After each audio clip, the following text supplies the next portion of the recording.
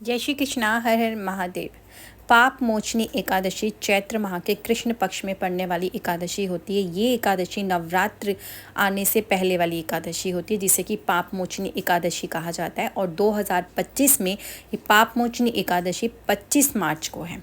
इसलिए कि उदय तिथि के अनुसार देखा जाए तो 25 मार्च को सुबह ही उदय तिथि में ये एकादशी तिथि पड़ रही है। तो इसलिए 25 मार्च को ये व्रत रखा जाएगा और पारण का जो आपका समय रहेगा वो 26 मार्च को रहेगा। अब पाप मोचनी एकादशी नाम से आपको समझ में आ रहा है कि इसमें पापों का से आपको मुक्ति प्राप्त होती है। बहुत ही ज़्यादा खास और विशेष होती हैं साल में पड़ने वाली 24 एकादशी। हर एक एकादशी का अपना ही अलग महत्व होता है। उसी प्रकार से चैत्र माह में पड़ने वाली कृष्ण पक्ष की ये पापमोचनी एकादशी अपने आप में बहुत ही ज़्यादा खास है।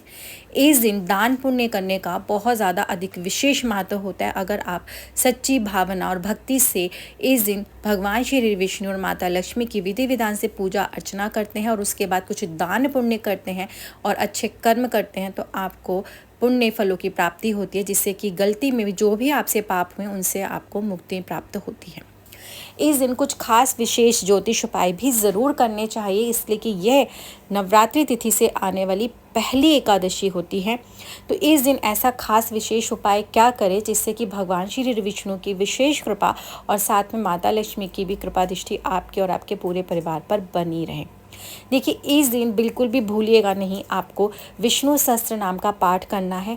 किसी भी समय करें, मगर करने से पहले शुद्ध देसी घी का दीपक आप अपने मंदिर में भगवान श्री विष्णु के नाम से प्रज्वलित करें और फिर आप विष्णु सहस्त्र नाम का पाठ करें और 108 बार ओम नमो भगवते वासुदेवाय नमः मंत्र का जाप करें और एक शुद्ध देसी घी का दीपक आपने सूर्य अस्त के बाद तुलसी के पौधे के पास ज़रूर जलाना है। साथ में अब एक विशेष उपाय धन प्राप्ति के लिए जो मैं आपको बताने जा रही हूँ वो आपने करना क्या। इस दिन आपको 1 कटोरी चावल लेने हैं।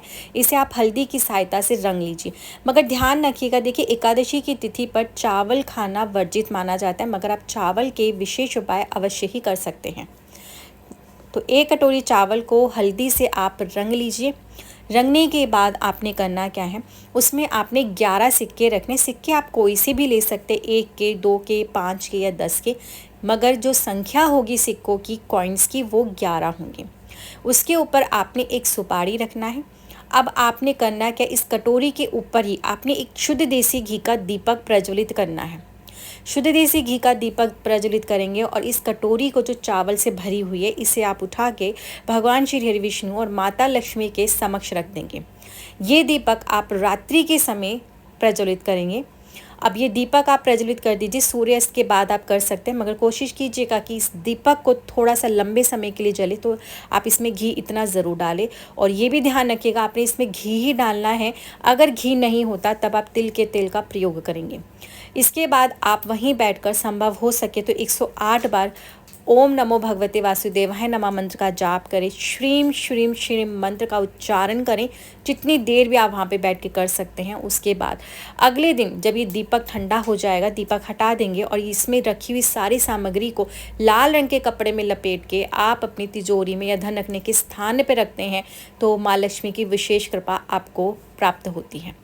और इस दिन अपनी मनोकामना बोलते हुए आपने लाल धागा लेना है और उसमें 11 गांठें लगानी है ओम नमो भगवते वासुदेवाय बोलते हुए, और इस लाल धागे को आपने तुलसी की जड़ में अपनी मनोकामना इच्छा बोलते हुए बांध देना है।